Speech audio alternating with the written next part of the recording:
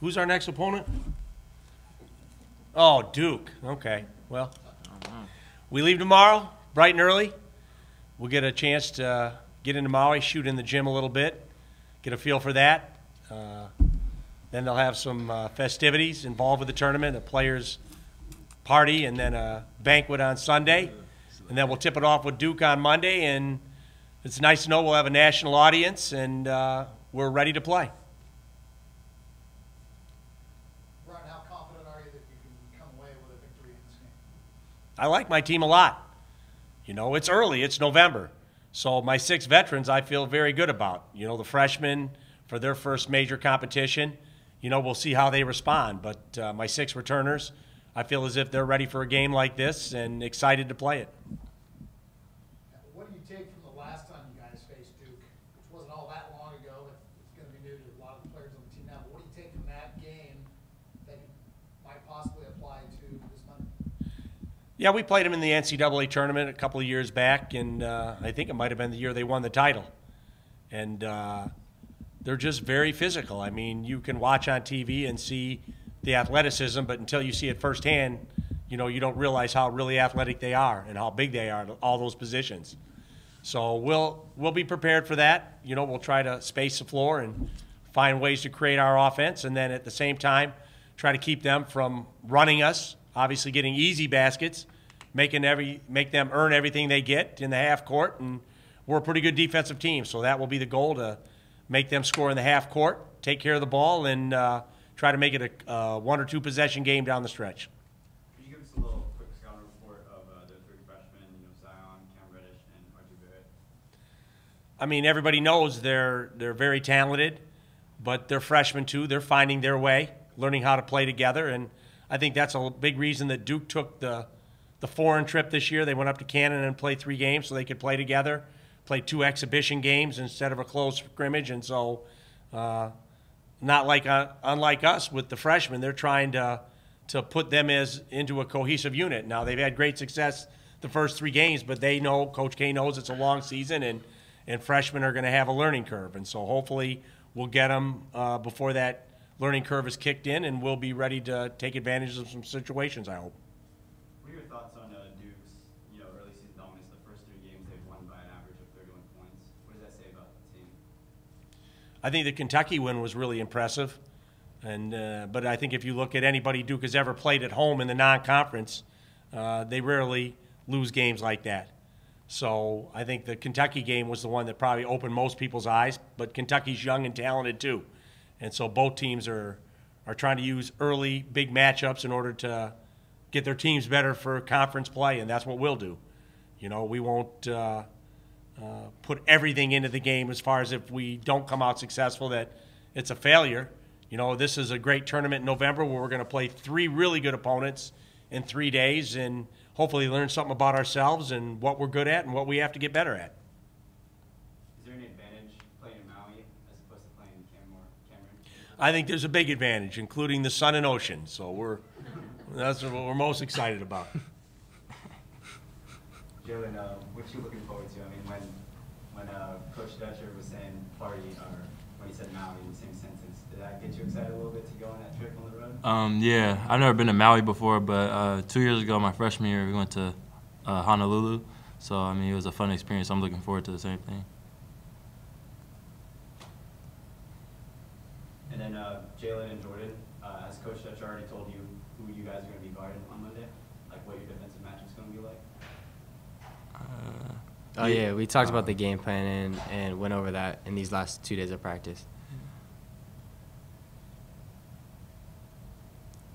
Is there anything just playing with Duke that kind of gives you a little bit of butterflies, like playing Duke specifically as opposed to another opponent? I mean, well, I don't think so. I mean, they're a great team, you know, but I feel like we're just trying to come out and make a statement, just play our game. I mean, we're just playing basketball. I mean, it's just like we just got to play harder than them and we just see what the outcome is.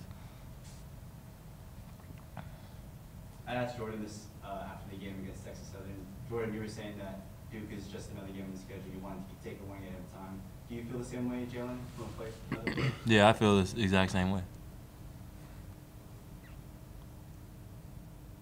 How do you transition from playing, you guys blew out Texas Southern at 39, and then take that mentality into heading into Duke? I mean, they're a top-ranked team, so, they're like, number 1 or something?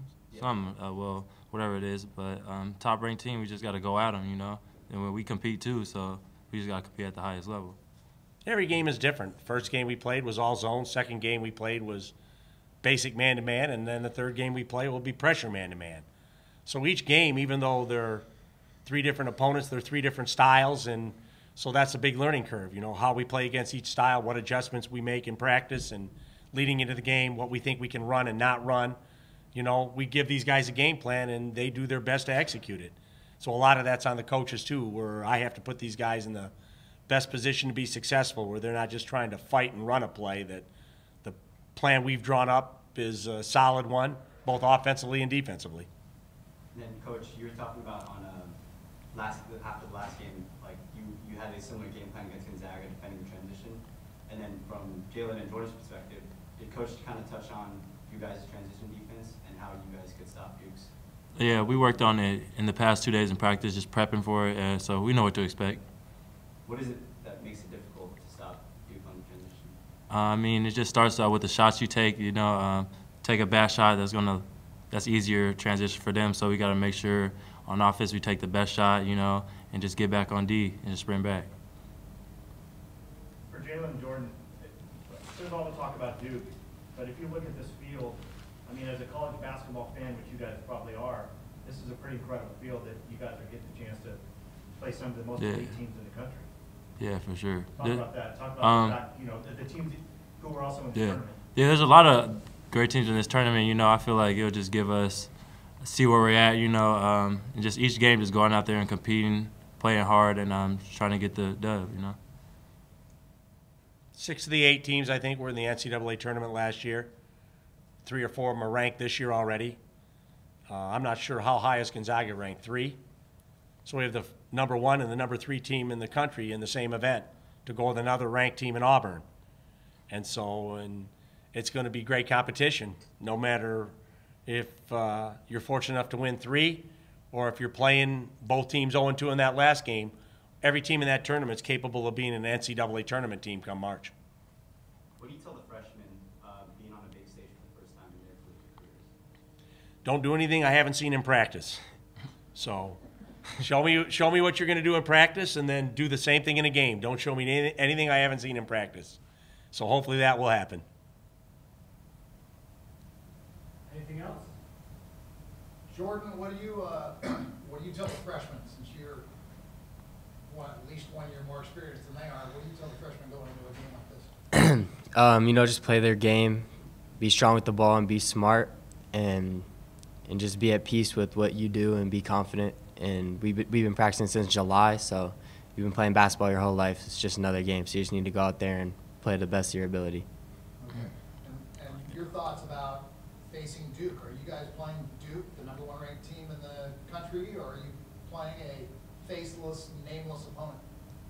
No, we're definitely playing Duke. We're playing a team that likes to run in transition, a team that likes to play pressure defense, and that's what we know, and that's what we've been preparing for. So we'll be ready on Monday. On a lighter note, I saw you and Devin Watson were matching Jordan shoes last game. Do you guys have any different plans to shoot? Man, I just put some different shoes on. I didn't even know.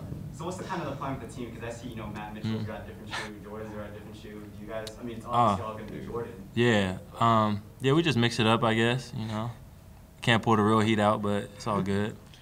We give them more than 1 pair, so they have a wide selection of shoes to choose from.